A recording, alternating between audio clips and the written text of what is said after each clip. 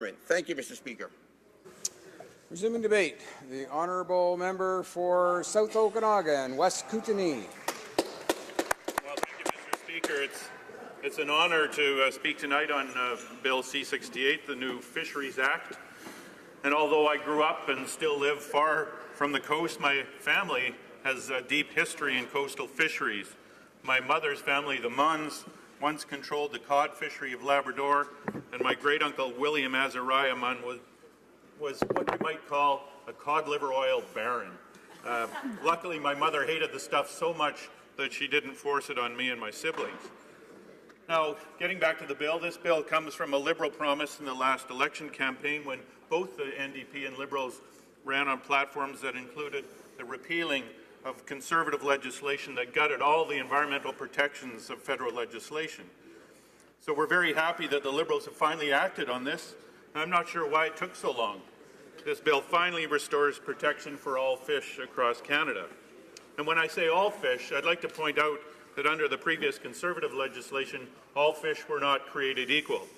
Only those fish that were part of a commercial or Indigenous fishery were protected, and they weren't protected as strongly as they were in the past. So I'm happy that some of our rarest and most vulnerable fish species, like the speckled dace of the Kettle River, are now protected in this manner once again. In the past, the Fisheries Act was the strongest piece of legislation that actually protected habitat in Canada. And as many here know, I used to be a biologist in my past life, and I spent a long time working on ecosystem recovery plans and species at risk.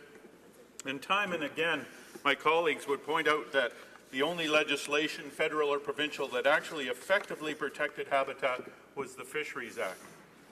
And as a biologist who worked on land, I was always a bit jealous of my fisheries colleagues, since there was little or nothing that had the same power of protection for terrestrial habitats. So this habitat protection was at the core of earlier versions of the Fisheries Act. Conservatives took this habitat protection out in 2012 in Bill C-38, one of their omnibus budget bills. And this action resulted in a huge public outcry, and among that there was 4 former fisheries ministers, including one of my constituents, Tom Siddon, a former Conservative fisheries minister, who wrote an open letter to the government urging them to keep the habitat provisions in the Act. This new Act is still deficient in a few ways regarding habitat. For instance, while it talks about water in rivers and lakes as fish habitat, it doesn't discuss the amount of that water, and that's clearly important. Increasingly low water levels in our rivers and lakes are causing difficulties for fish. Many of our fish require good quantities of clean, cool water, and more often they are faced in late summer with low levels of warm water that can be lethal to fish, especially salmonids. This Act also does not address the habitat conflict between wild salmon stocks and the practice of open net salmon farms. We should be moving in an orderly fashion toward closed containment farms to isolate fish health issues caused by the farms that are impacting wild salmon stocks under the open net regime. Bill C-68 empowers the Fisheries and Ocean Minister to make management orders prohibiting or limiting fishing to address a threat to the conservation and protection of fish. And of course, I'm fully in favor of this power, but I wonder how often it would be used, despite the fact that it would likely be recommended on a regular basis by scientists. You know, fish are consistently treated differently from terrestrial species in conservation actions. As an example, of all the fish species assessed as threatened or endangered in recent years by the Committee on the Status of Endangered Wildlife in Canada, less than half have actually been placed on Species at Risk Act schedules. So if you're a terrestrial species in trouble, you're generally added to the list as a matter of course, but if you're a fish, you're out of luck. And this attitude has to change. As well, this bill gives a lot of discretion to the minister to make decisions based on opinion rather than scientific evidence.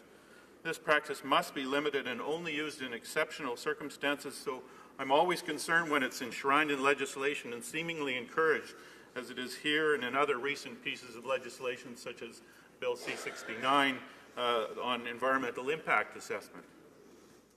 I'm happy that there's a provision in this Act to give the DFO more resources for enforcement, and I hope that some of those resources could be used to rebuild the DFO staff that used to be found throughout the British Columbia interior. And I hope that this funding could be used for that staff to promote fish habitat restoration and rebuilding fish stocks. There's no DFO staff left at all in the Okanagan and Kootenay regions now, despite the fact that there are numerous aquatic stewardship societies across my riding that used to have a great relationship with the DFO in their work and benefited from that work. Volunteer groups that are devoted to aquatic habitats on the Arrow Lakes, the Slocan Valley, Christina Lake, the Kettle Valley watershed, Suyas Lake, and Vassal Lake would all benefit through a renewal of those staffing levels. And they talk to me regularly about that they miss that help. Mr. Speaker, I'd like to close with a good news story that shows what can happen when Canadians take fish conservation into their own hands, identify the problems and solutions, then work hard to make good things happen. And that story is the restoration of salmon populations in the Okanagan. This story involves many players, funding from the United States as well as Canada, but it's mainly a story of the Okanagan Nation Alliance, or ONA, the First Nations of the Okanagan, who came together to bring salmon back to the valley. Salmon, in Titikwa, is one of the 4 food chiefs of the Okanagan peoples and central to their cultural and trade traditions. When I was a kid in the Okanagan, salmon were in very low numbers. The Okanagan is part of the Columbia system, and those fish had to climb over 11 dams to get back to their spawning grounds. Most of the Columbia salmon runs died out, but a few sockeye came back to the Okanagan every year, maybe only a couple of thousand in some years. But after years of work by the ONA and other groups, we often see runs of over 100,000 fish. The Okanagan River is once again red with sockeye in the autumn.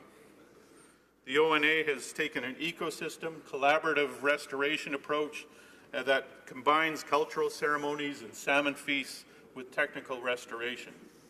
They work collaboratively with provincial and federal authorities, and everyone in the region has benefited with recreational fishery openings, increase in license revenues, and local salmon to the public. And I know I enjoy that sockeye out of the Suyas Lake every year now. This approach by ONA has enabled the ONA to grow to be one of the largest inland First Nations fisheries organizations in Canada. They have 45 full-time staff. That's probably 10 times the staffing level of DFO in the interior BC. And they have their own hatchery, a virology lab, habitat restoration course that's even taken by DFO staff. And so even though they've been working collaboratively with the DFO, they still have identified some serious issues to me. First, there's a need for a harvest sharing agreement between Canada and the U.S.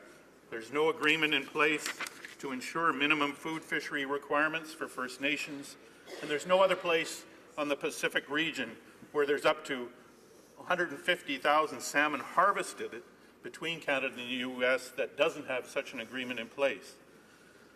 They asked for support for Columbia River Treaty renewal and the importance of Canadian salmon. Okanagan salmon are the only Columbia River salmon returning to Canada, and they are directly affected by how Canada stores water in its treaty dams. They also point out the need for support for the ONA and salmon restoration in the Upper Columbia. That's in the Kootenay region, the Columbia and Kootenay rivers. There's no salmon there now.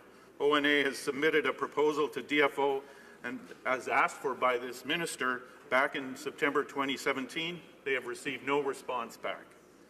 And finally, they regret to see the overall exclusion of First Nations at the Columbia River Treaty table. This is something that's very important to them. So, Mr. Speaker, I'll stop there. We will be supporting Bill C-68, but there's still clearly a lot of work to be done to protect our fish and our fisheries. Thank you.